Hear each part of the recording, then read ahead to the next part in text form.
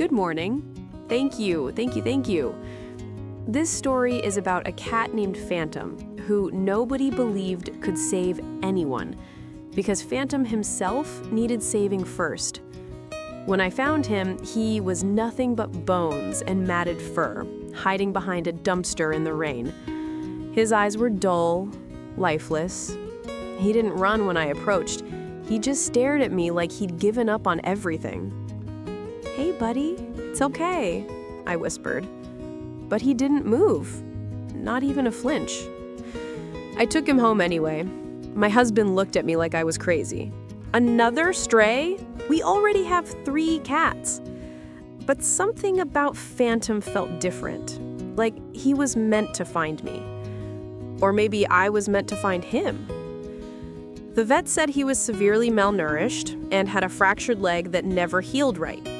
"He'll probably always limp," she told me, "and he might never trust humans again after what he's been through."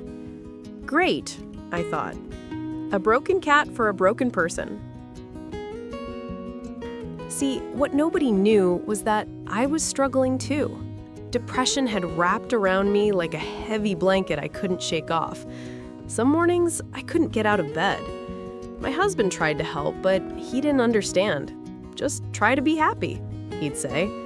If only it were that simple. Phantom spent his first week hiding under the bed. Wouldn't eat unless I left the room. Wouldn't let me touch him. Just stayed in the dark, scared and alone. I got it. I really did. But then something changed. One morning I woke up and he was sitting on my chest, staring at me. Not in a creepy way, in a "I see you" way. His golden eyes locked onto mine, and for the first time in months, I felt seen. "What do you want, buddy?" I asked. He headbutted my chin, just once, then limped away. That became our routine. Every morning, no matter how dark I felt, Phantom would be there, sitting on my chest, forcing me to wake up, forcing me to exist. Some days, he was the only reason I got out of bed, because he needed food, because he needed me. If you've ever felt like giving up, you know what I'm talking about. That feeling when everything seems pointless. But having someone or something depend on you, that changes things, even if that someone limps and barely meows. Months passed. Phantom started following me everywhere. Kitchen, bathroom, even sitting outside the shower. My husband laughed. "He's obsessed with you." But I knew the truth. We were healing each other. Then came that night. I'd had the worst day. Everything felt heavy, suffocating. I went to bed early, didn't say goodnight to anyone, just wanted to disappear into sleep and not think. Around 2 a.m., Phantom started screaming.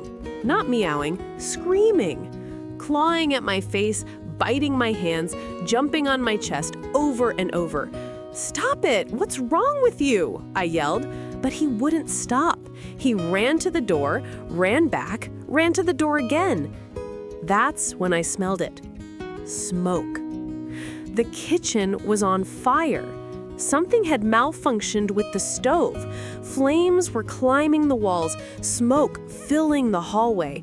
If Phantom hadn't woken me up, if he'd been like any normal cat and just run away, we would have all died that night. See, what nobody knew was that I was struggling too. Depression had wrapped around me like a heavy blanket I couldn't shake off. Some mornings, I couldn't get out of bed. My husband tried to help, but he didn't understand.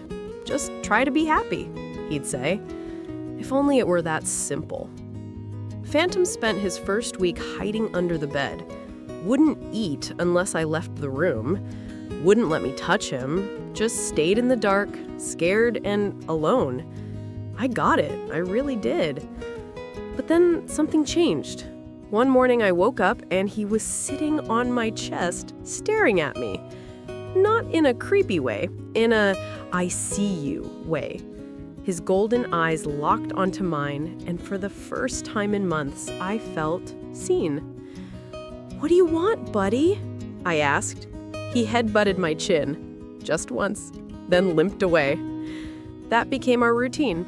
Every morning, no matter how dark I felt, Phantom would be there, sitting on my chest, forcing me to wake up, forcing me to exist. Some days, he was the only reason I got out of bed, because he needed food, because he needed me. If you've ever felt like giving up, you know what I'm talking about.